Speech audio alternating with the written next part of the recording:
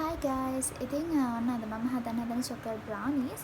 මුලින්ම මේ විදිහට බිත්තර දෙකක් කඩලා දාගෙන එකට සීනි ලුණු එකතු කරලා ටිකක් මේ විදිහට බීට් කරලා මේ තියෙන ඩාර්ක් චොකලට්. ඉතින් මේක එක බා එකක් ගත්තම හොඳට නැති. පස්සේ මේ විදිහට ටික අපි ආකාරي බෝල් එකකට දාලා මේ විදිහට අපි ටික දිය කරගමු. ඒකට මම බටර් ටිකකුත් දාලා තියෙන්නේ. ඊට පස්සේ අපි අර එග් මික්ස්චර් එකට මේ මෙල්ට් කරගත්ත චොකලට් ටික දාගමු. මේ විදිහට චොකලට් දානට පස්සේ ඒකත් හොඳට මික්ස් කරගන්න. ඊට පස්සේ වීට් ෆ්ලවර් නැත්නම් පාන් පිටි මේ විදිහට එකතු කරගන්න. ඉතින් මම අද හදන බ්‍රවුනි එකේ විශේෂත්වය තමයි මම බේකින් පවුඩර් පාවිච්චි කරන්නේ නැහැ. ඉතින් මේ විදිහට චොකලට් ටිකක් ආයෙම උඩින් කපලා දාගන්න. මේ විදිහට නෝමල් බෝල් එකකට දාලා මේක අපි අද ස්ටීම් කරන්නේ මම.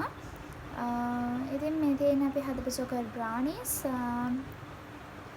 ඉතින් බේකින් පවුඩර් නැතුව මේ විදිහට වඩා ලේසියෙන් වගේම ස්ටීම් කරලා රයිස් කුකර් එකේ බ්‍රවුනීස් හදාගන්න ප්‍රාදට ගිහින් යන්න.